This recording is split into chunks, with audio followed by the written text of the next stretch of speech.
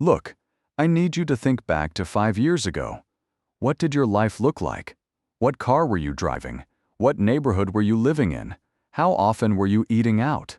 Now here's the thing that's going to blow your mind. I bet your income has gone up since then, right? Maybe you got a promotion.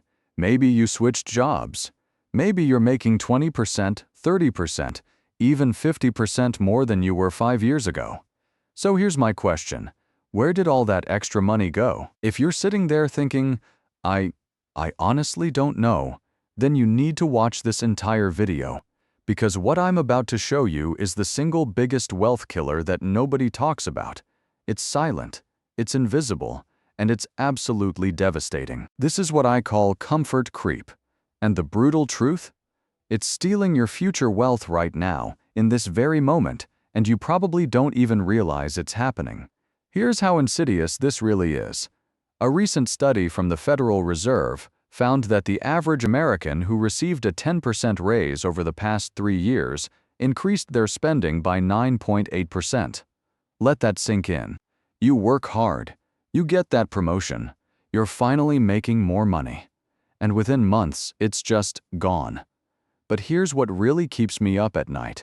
That same study found that people who made $75,000 5 years ago and now make $100,000, that's a $25,000 raise, saved on average only $1,200 more per year. $25,000 extra income, $1,200 extra savings. That's less than 5%. Where did the other $23,800 go? That's what we're going to unpack today. Okay, so let me paint you a picture. And I want you to tell me if this sounds familiar. You're making $50,000 a year. You're driving a 2015 Honda Civic. It runs fine, gets you from point A to point B, but it's got some scratches, the interior's a bit worn, and honestly, when you pull up to places, you feel a little, I don't know, embarrassed. Then you get that raise. You're now making $65,000. Suddenly that Civic feels different. It feels beneath you. You start thinking, I can afford better now. I deserve better. So you upgrade. Maybe it's a 2022 model. Maybe you go with something a bit nicer, a Mazda CX-5, a Toyota RAV4. Nothing crazy, just appropriate for where you are now in life. Your old car payment? Maybe it was $250 a month, or maybe you owned it outright. Your new payment? $450 a month. But hey, you got a $15,000 raise. You can afford an extra $200 a month, right? Bam! That's comfort creep. Now here's what most people don't realize. That $200 extra per month?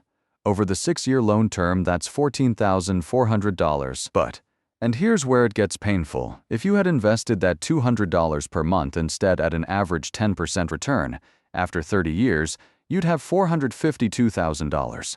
Let me say that again. Your reasonable car upgrade just cost you nearly $500,000 in future wealth, and the car is just the beginning. Now, you might be thinking, okay, but I didn't upgrade my car. I'm smarter than that. Cool. Let me ask you this. Where do you get your coffee now compared to 5 years ago? I know, you're rolling your eyes. Here we go with the avocado toast and coffee thing again. But stick with me, because this isn't about the coffee. It's about what the coffee represents. 5 years ago, you made coffee at home, cost you maybe $20 a month. But now, you're making decent money. You're busy. You're important. Stopping at Starbucks on the way to work isn't indulgent. It's convenient. It's a small luxury you've earned. $5 a day. That's it. Seems reasonable, right? That's $100 a month. $1,200 a year. Over 30 years invested at 10%, that's $226,000. But here's the thing nobody tells you. It's never just the coffee. Because once you normalized spending $5 on coffee, lunch out doesn't seem like a big deal. You used to pack lunch, that was, what, $50 a month in groceries? Now you're grabbing lunch with coworkers. Nothing fancy, just Chipotle, Panera, whatever. $12 a day, 3 times a week. That's another $144 a month. Another $173,000 over 30 years. And we're still not talking about the apartment you upgraded. or the subscription services you added, or the vacation you deserved because you work so hard. The math is brutal. A person making $50,000 who lives like they make $50,000 will end up richer than someone making $100,000 who lives like they make $100,000. So why do we do this? Why do we immediately inflate our lifestyle the second we get more money? It comes down to 3 psychological traps. Trap number 1, relative deprivation. When you get that raise, your reference group changes. You used to compare yourself to other people making $50,000. Now you're comparing yourself to people making $75,000 or $100,000. And when you look at what they have, their cars, their homes, their clothes, suddenly your stuff feels inadequate. Researchers at Harvard found that people care more about relative wealth than absolute wealth, meaning, you'd rather make $75,000 when your peers make $60,000 than make $100,000 when your peers make $125,000. Think about how insane that is. You'd literally rather have less money, as long as you have more than the people around you. Trap number 2. The I work hard justification. The second you get a raise, your brain starts playing this game. I work 50 hours a week. I deal with difficult clients. I earned this money. Don't I deserve to enjoy it? And look, I'm not saying you should live like a monk, but here's the question nobody asks. If you deserve to spend your raise now, doesn't future you also deserve financial security? Trap number 3, the invisible future. This is the big one. $200 a month feels real, tangible. You can see the nicer car, you can taste the better coffee, but $450,000 in 30 years? That's theoretical. That's abstract. That's some other version of you that doesn't even feel real yet. Your brain is wired for immediate gratification.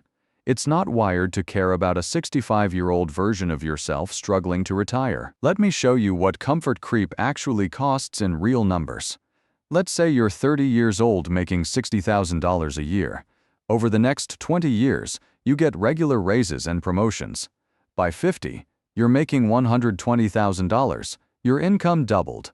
Awesome. Scenario A. You let comfort creep happen. Every time you get a raise, your spending increases proportionally. You save 10% of your income consistently. At 30, you save 6,000 barrel where you're. At 50, you save 12,000 barrel where you're. Total saved over 20 years at 10% return, approximately $687,000. You lock in your lifestyle. You keep living on $60,000 no matter what you make. Everything above that gets invested. At 30, you save 6,000 beers beer weir. At 50, you save 66,000 beer weir. The extra $60,000 of income. Total saved over 20 years at 10% return. Approximately $2,100,000. Same person, same income, same time period. The difference? $1.4 million, that's what comfort creep costs you. Okay, so how do you actually fight this? Because knowing about comfort creep and beating comfort creep are 2 very different things. Step 1. The 50-50 rule. Every time you get a raise, split it. 50% goes to lifestyle improvement if you want it. 50% goes straight to investments automatically. Non-negotiable. Got a $10,000 raise? $5,000 can improve your life today. $5,000 secures your life tomorrow. This way you don't feel deprived, but you also don't fall into the trap. Step 2. Lock in 1 year, pick a year, any year, and commit to living at that income level for the next 5 years, no matter what happens to your income. If you make $70,000 this year, live like you make $70,000 even when you're making $90,000. Every dollar above that baseline, invested.